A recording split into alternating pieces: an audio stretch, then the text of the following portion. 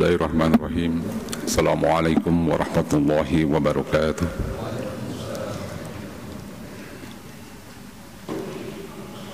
Alhamdulillahilladzi arsala rasulahu bil huda wa dinil haqq liyudhhirahu 'ala ad-dini kullihi wa kafa billahi shahida. Asyhadu an la ilaha illallah wahdahu la syarika lah wa asyhadu anna Muhammadan 'abduhu wa rasuluhu la nabiyya ba'da. Allahumma salli wa sallim ala sayyidina Muhammad ibn Abdullah wa ala alihi wa sahbihi wa mawalah, amma ba'd. Faqala ta'ala fi kitabihil karim wa huwa asdaqul qailin. A'udzu billahi samil alim minasy syaithanir rajim. Wa la tamsi fil ardi marha ila al-ayah. Hadirin jamaah salat subuh yang dirahmati Allah Subhanahu wa taala. Tema kita yang akan kita kaji pada subuh ini berkenaan dengan sombong sebagai sumber malapetaka. Dalam Al-Quranul Karim, Allah menegaskan, bahkan memerintahkan kepada kita semua untuk tidak berlaku sombong. Wala tamsi fil ardi maroha, janganlah sekali-kali kalian berjalan di muka bumi ini dalam keadaan sombong. Apa yang disebut dengan sombong? Al-Ghazali mendefinisikan yang disebut dengan sombong ini adalah batrul haq wa ghamtun nas. Orang yang sombong itu adalah orang yang menolak kebenaran dan menganggap enteng atau remeh kepada orang lain. Yang namanya kebenaran ditolaknya secara mentah-mentah, bukan karena dia tidak tahu tentang kebenaran, tapi dia enggan untuk menerima kebenaran dan cenderung memperlakukan orang lain senantiasa di bawah dirinya dan merasa dirinya paling pintar, paling hebat, paling tinggi, dan tidak ada yang bisa mengalahkan dirinya. Sombong sendiri hakikatnya adalah salah satu sifat dan karakteristik dari iblis. Itulah sebabnya hadirin yang berbahagia, puasa dan sholat hakikatnya adalah dua di antara syariat yang Allah perintahkan kepada kita agar kita untuk tidak menjadi orang-orang yang sombong, baik kepada Allah, lebih lagi juga kepada manusia. Ketika kita sholat, kepala kita tersungkur-sungkur ke hadapan bumi, semata-mata itu adalah hakikat dan ajaran agar kita tidak layak untuk berlaku sombong kepada Allah Subhanahu wa ta'ala. Ketika kita menahan lapar dan dahaga seharian penuh lamanya, kita tidak punya kekuatan, badan kita pun menjadi lemah. Hakikatnya semua itu adalah pelajaran penting agar kita tidak berlaku sombong kepada Allah Subhanahu wa ta'ala, apalagi sombong kepada manusia. Hadirin yang berbahagia, ada 5 faktor yang menyebabkan manusia bisa menjadi orang-orang yang sombong, baik di sisi manusia maupun juga di hadapan Allah Subhanahu wa ta'ala. Mudah-mudahan 5 faktor ini menjadi salah satu pengingat kepada kita agar kita tidak termasuk orang-orang yang terjebak pada perilaku dan tindakan yang sombong. Yang pertama adalah faktor yang seringkali menyebabkan orang menjadi sombong, menjadi lupa diri, menjadi takabur, menjadi orang yang paling hebat adalah karena kekuasaan atau jabatan. Jabatan dan kekuasaan yang dimiliki oleh setiap orang seringkali membuat orang lupa diri, seringkali merasa orang paling hebat, sehingga merasa diri kadang-kadang paling pintar. Oleh karena itu maka seringkali memperlakukan orang lain di bawah dirinya. Contoh kasat mata, sejarah memberikan pelajaran kepada kita bagaimana Ramses II yang kemudian terkenal dengan gelar Fir'aun adalah salah satu contoh makhluk dunia yang begitu mendeklarasikan diri sebagai orang yang paling sombong hanya karena kekuasaannya. Dia bukan berarti tidak tahu bahwa yang namanya kekuasaan ada batasnya. Dia juga bukan berarti tidak tahu yang namanya apa yang disampaikan oleh Musa adalah sebagai sebuah kebenaran. Tapi sebuah kebenaran yang disampaikan oleh Musa ditolaknya mentah-mentah, diabaikannya sedemikian rupa, bahkan tingkat kesombongan tertingginya ketika dia mengatakan ana rabbukumul a'la, aku adalah Tuhan yang paling tinggi. Oleh karena itu wajar kalau kemudian hadirin yang berbahagia, Fir'aun sebagai sebuah simbol kedoliman manusia, sebagai sebuah simbol kesombongan manusia diabadikan oleh Allah Subhanahu wa taala, walaupun tubuhnya kemudian ditenggelamkan ke dalam Laut Merah, tapi kemudian dijadikan oleh Allah sebagai sebuah pelajaran kepada manusia. Sampai hari ini kita bisa menyaksikan mumi Fir'aun. Supaya apa? Supaya kita agar menjadi sebuah pelajaran, agar kita tidak terjebak pada orang-orang yang sombong. Kehancuran Fir'aun dengan kerajaan yang sangat kuatnya semata-mata karena dia telah berlaku sombong kepada Allah Subhanahu wa taala.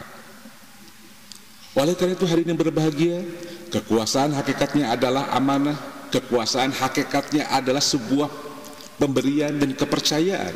Sekarang banyak fakta-fakta yang seringkali kita lihat, seringkali kita saksikan, ada orang hanya karena memiliki kekuasaan sedikit, kadang-kadang dia sudah menghalalkan segala cara, merasa dirinya paling kuasa, merasa dirinya paling hebat, sehingga cenderung melakukan tindakan-tindakan yang kadang-kadang melanggar norma-norma hukum itu sendiri. Lagi-lagi pelajaran penting kepada kita, Fir'aun adalah sosok contoh nyata bagaimana sejarah ketika Allah Subhanahu wa taala menghancurkan dan membinasakan Fir'aun beserta bala tentara yang sangat kuat. Semata-mata itu adalah karena sifat sombongnya yang begitu sangat luar biasa. Tidak jarang ada orang yang mengaku dirinya sebagai Tuhan karena merasa bahwa dirinya bisa menghidupkan dan bisa mematikan orang lain. Kekuasaanlah yang seringkali membuat orang menjadi gelap mata. Kekuasaanlah yang seringkali membuat orang menjadi kemudian tidak waspada. Bahkan lebih jauhnya lagi, yang kemudian lebih tragis lagi adalah ketika kekuasaan seringkali membuat orang menjadi lalai, bahkan kemudian seringkali menghina dan kemudian menindas orang lain. Makanya menjadi sangat ironis, banyak orang yang mengatakan jabatan adalah amanah, tapi tidak sedikit banyak orang yang kemudian susah payah membuat tim sukses untuk mendapatkan kekuasaan itu. Oleh karena itu sangat ironi kemudian ketika kita tahu bahwa yang namanya setiap jabatan, setiap kekuasaan hakikatnya akan kemudian dimintai pertanggungjawaban oleh Allah, tetapi banyak fakta-fakta dan kemudian kita saksikan dalam kehidupan sehari-hari, banyak orang yang kemudian terlena dengan jabatannya, dan jabatan serta kekuasaan itu seringkali menjadi salah satu faktor yang memicu orang menjadi sombong di hadapan Allah Subhanahu wa taala. Yang kedua, yang seringkali menyebabkan orang sombong adalah harta. Harta kekayaan hakikatnya adalah anugerah dan berkah dari Allah Subhanahu wa taala. Harta pun yang kemudian bisa menjadi potensi orang untuk berlaku sombong. Lagi-lagi pada zaman Nabi Musa alaihissalam ada seorang sahabat, dia sangat kehidupannya kekurangan. Kemudian istrinya mengatakan, coba kalau begitu kau minta saya doa kepada Nabi Musa alaihissalam, karena Musa katanya terkenal dengan orang yang dekat dengan Allah. Siapa tahu doanya kemudian dikabul oleh Allah dan memberikan harta kekayaan kepada kita, sehingga kalau kita sudah kaya kita pun akan bisa tenang beribadah kepada Allah. Lalu apa yang terjadi hadirin berbahagia? Orang itu datang kepada Nabi Musa alaihissalam, kemudian Allah mengabulkan doa Nabi Musa alaihissalam. Orang itu pun yang tadinya orang-orang yang papa tiba-tiba menjadi orang yang kaya luar biasa. Bahkan dalam sejarah kekayaannya, kuncinya saja harus dipanggul oleh orang yang tidak kurang dari 40 orang. Tapi apa yang terjadi ketika orang itu menjadi orang yang kaya, menjadi orang yang sukses? Dia merasa bahwa kekayaannya adalah bukan pemberian Allah, tapi hasil keringatnya sendiri. Maka ketika Nabi Musa alaihissalam meminta kepada sahabatnya itu untuk senantiasa berderma, mengeluarkan sebagian harta kekayaannya untuk membantu kaum yang papa, apa yang terjadi? Dia kemudian ingkar dan merasa sombong. Oh, itu semua adalah hakikatnya adalah usahanya sendiri, bukan dari pemberian dari Allah Subhanahu wa taala. Lalu dari peristiwa itu apa yang terjadi? Allah kemudian menenggelamkan harta kekayaannya, sehingga sampai sekarang kita mengenal dengan istilah harta korun. Harta korun adalah sebagai sebuah simbol. Dulu ada orang kaya konglomerat namanya korun pada zaman Nabi Musa, ditenggelamkan ke dalam muka bumi semata-mata karena dia telah sombong dan ingkar kepada Allah Subhanahu wa taala. Harta kekayaan bisa menjadi potensi orang untuk berbuat sombong dan semakin jauh kepada orang lain. Hartalah kadang-kadang yang seringkali membuat orang yang tadinya teman bahkan bisa menjadi musuh. Bahkan tidak sedikit ada yang namanya saudara bahkan bisa menjadi berpecah gara-gara harta kekayaan. Ada seorang anak yang tega membunuh orang tuanya hanya gara-gara soal warisan. Harta yang seringkali membuat orang menjadi lupa diri. Makanya wajar kalau kemudian Rasulullah SAW mengingatkan kepada kita, aslul jami'il khotoya hubbud dunya. Salah satu akar persoalan dari munculnya dosa yang dilakukan oleh manusia diakibatkan karena cinta yang berlebihan kepada dunia. Yang ketiga, hadirin yang berbahagia, apalagi yang bisa membuat orang menjadi orang-orang yang sombong? Yang ketiga adalah ibadah. Jangan salah hadirin yang berbahagia, ibadah yang kita lakukan kadang-kadang membuat kita menjadi orang yang bermegah-megahan. Seringkali muncul dalam pikiran kita, rasa-rasanya tidak ada orang yang hebat membaca Al-Quran. Dalam puasa ini tidak kurang 2 kali saya tamat membaca Al-Quran, mungkin hanya saya sendiri. Tidak ada orang yang paling banyak berderma di dunia ini kecuali hanya saya. Bahkan praktek-praktek seperti ini, mohon maaf, ketika zaman sekarang muncul lagi banyak sejumlah media sosial, kadang-kadang kemudian diekspos yang namanya kebaikan itu hanya kemudian dipertontonkan untuk mendapatkan pujian dari manusia, ria'an nas, untuk mendapatkan ria, pujian dari orang lain. Ibadah yang dilakukan di satu sisi adalah sebuah bentuk bagaimana manusia bisa menjadi orang-orang yang semakin sadar kepada Allah Subhanahu wa taala. Tapi di pihak yang lain, ibadah yang dilakukan itu kadang-kadang berpotensi juga untuk membuat orang menjadi sombong kepada Allah Subhanahu wa taala. Hati-hati dengan solat kita, sebab bisa jadi solat yang kita kerjakan bukan untuk mendekatkan diri kepada Allah, tapi justru untuk menonjolkan diri di hadapan manusia. Hati-hati dengan puasa kita, hati-hati dengan Al-Quran yang kita baca setiap saat, sebab bisa jadi puasa, bisa jadi bacaan-bacaan Al-Quran itu kalau kemudian tidak dilandasi dengan keikhlasan, tanpa dilandasi dengan keimanan yang kuat, akan berpotensi mendorong orang yang kemudian beribadah itu untuk sombong kepada Allah Subhanahu wa taala. Jadi sombong bukan hanya sebagai sesuatu yang dimotivasi oleh sesuatu yang buruk, bisa jadi karena amal ibadah yang dikerjakan oleh setiap kita pun bisa jadi berpotensi menjadi orang-orang yang sombong kepada Allah Subhanahu wa taala. Hati-hati dengan sombong, hati-hati dengan amal ibadah kita, hati-hati dengan segala macam kebaikan yang telah kita lakukan. Kalau terbersit saja dalam hati pikiran kita bahwa apa yang telah kita kerjakan justru malah membuat kita merasa paling hebat di hadapan Allah, justru itulah yang kemudian akan menggerogoti bahwa kita sebetulnya sudah terhinggap penyakit sombong. Yang keempat, hadirin yang berbahagia, apalagi yang bisa membuat orang menjadi sombong adalah ilmu. Ilmu juga adalah menjadi salah satu bagian yang menjadi faktor penting yang tidak kalah besarnya berpeluang orang untuk bisa membuat sombong. Menjadi orang yang berilmu tentu saja adalah kewajiban bagi setiap muslim. Bahkan Rasulullah SAW mengatakan, kun aliman, jadilah kalian orang-orang yang berilmu, au muta'aliman, atau jadilah orang-orang yang senantiasa mau belajar tentang ilmu, au mustami'an, atau jadilah orang, kalaupun kamu tidak mau mendengar, mau belajar, jadilah orang yang suka mendengar ilmu, au muhiban, kemudian jadilah kamu orang-orang yang suka mencintai majelis-majelis ilmu, wala takun khamisan, tapi janganlah sekali-kali kalian menjadi orang yang kelima, tidak juga pintar, belajar juga ogah, mendengar juga tidak mau, mencintai majelis ilmu pun juga sudah tidak mau. Itulah ciri orang yang kelima. Dalam banyak kasus, hadirin yang berbahagia, bahwa ilmu yang dimiliki juga kadang-kadang seringkali membuat orang menjadi pongah, seringkali membuat orang menjadi sombong, karena gara-gara ilmu itulah yang seringkali menyebabkan orang kemudian lupa diri. Ada sebuah cerita yang menarik, seorang ulama besar yang namanya Barsiso, mungkin sudah seringkali mendengar cerita ini. Orangnya luar biasa, rajin ibadahnya, ilmunya juga sangat luar biasa, tapi kemudian digoda oleh setan. Pada akhirnya hidup dan ke akhir kehidupannya justru malah terjebak pada apa yang disebut dengan su'ul khotimah, gara-gara dia merasa orang yang paling hebat dalam beribadah, orang yang paling banyak ilmunya.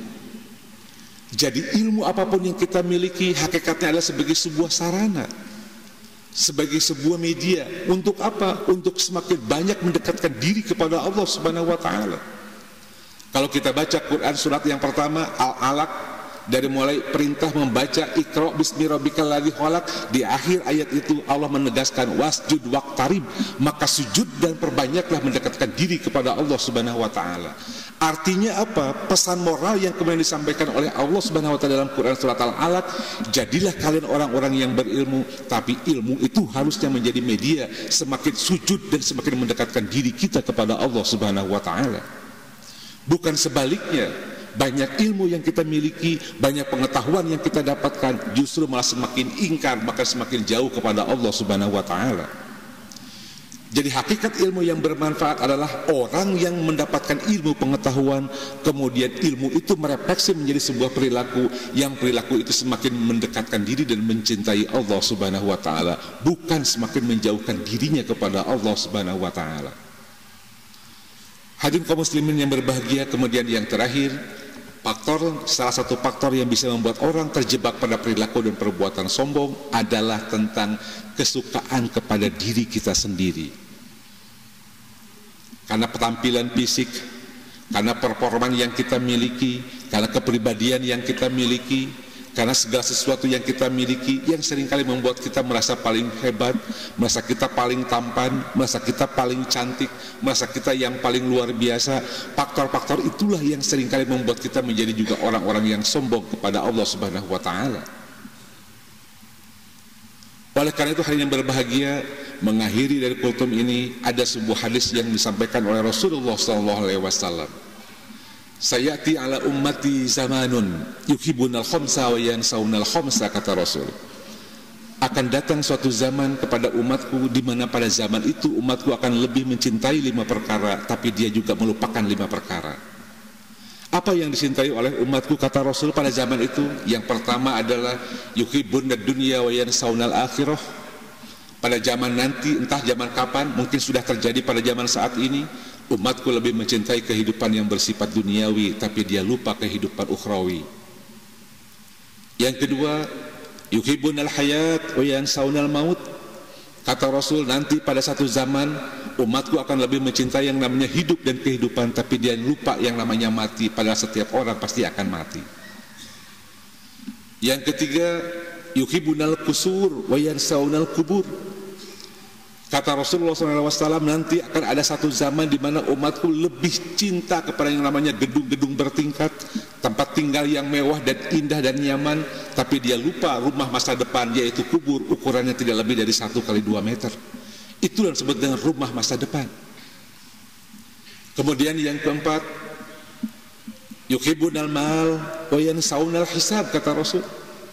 Akan datang satu zaman di mana pada zaman itu umatku lebih mencintai harta kekayaan, tetapi dia lupa harta itu akan dimintai pertanggungjawabannya dan dihisab oleh Allah Subhanahu wa taala. Dari mana hartamu kamu dapatkan, kemana hartamu kamu belanjakan. Dan yang terakhir, yang kelima, kata Rasulullah SAW, akan datang satu zaman kepada umatku, yuhibbunal makhluk wa yansaunal khaliq. Umatku akan lebih mencintai makhluk, tapi dia juga lupa kepada sang khaliq, sang pencipta. Nah, hadirin yang berbahagia, berkenan dengan aspek yang tadi itulah membuat sebuah inspirasi kepada kita semua.